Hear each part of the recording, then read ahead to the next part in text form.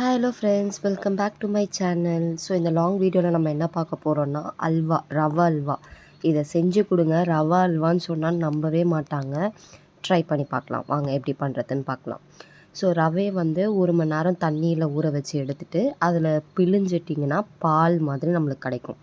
அதை வந்து அதாவது நீங்கள் எடுக்கிற குவான்டிட்டிக்கு ஏற்ற மாதிரி அந்த பால் கிடைக்கும். அதுக்கப்புறம் வந்து ஒரு பேன் வச்சுட்டு நம்ம அந்த கேஷ்யூ நட்டை வந்து நல்லா நெய்யிலேயே வறுத்து எடுத்துருங்க.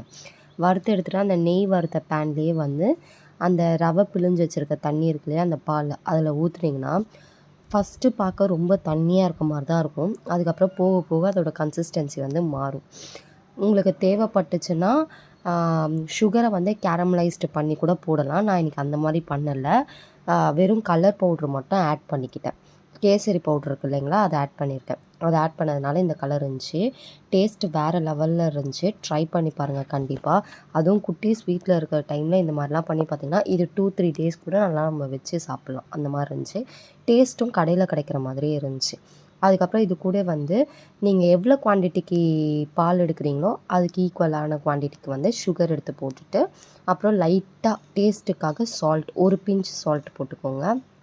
சால்ட்டு போட்டு அதை நல்லா சுகர் போட்டிங்கன்னா தண்ணி ஆகும், பரவாயில்ல. இன்னும் நீங்கள் அதை அப்படியே இது பண்ணிவிட்டு 1 டேபிள் ஸ்பூன் நெய் போட்டுட்டு அது கூடயே போட்டுட்டு நல்லா அதை கிண்டிக்கிட்டே இருக்கணும். இதில் மெயின் டாஸ்க் என்னென்னா நீங்கள் கிண்டணும். ஒரு 40 மினிட்ஸ் எடுக்கும் நீங்கள் கிண்டி எடுக்க. ஸோ நான் ஒரு ஸ்டேஜாக காமிச்சிருப்பேன். ஃபஸ்ட்டு பாருங்கள் எவ்வளோ தண்ணியாக இருந்துச்சு. இப்போது அதோட பதம் மாதிரி ஓரளவுக்கு திக்காச்சு.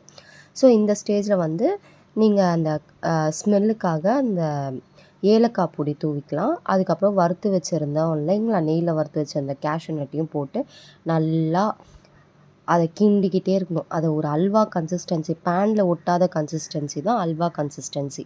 ஸோ அந்த கன்சிஸ்டன்சி வர வரைக்கும் நீங்கள் நல்லா அதை கிண்டிகிட்டே இருந்துட்டு எல்லாம் மொத்தமாக வரவுடனே அது கலர் சேஞ்ச் ஆகி ரொம்ப பார்க்கவே டெலிஷியஸாக சூப்பராக இருந்துச்சு. நீங்களும் ட்ரை பண்ணி பாருங்கள். இதை வந்து நீங்கள் ஃப்ரிட்ஜில் எடுத்து வச்சுருந்த கூட ஒரு ஒரு ஒரு டப்பாவில் வந்து நெய் தடவிட்டு ஃப்ரிட்ஜில் எடுத்து வச்சுருந்தாங்களும் டேஸ்ட்டாக இருக்கும். ட்ரை பண்ணி பாருங்கள். பாய்.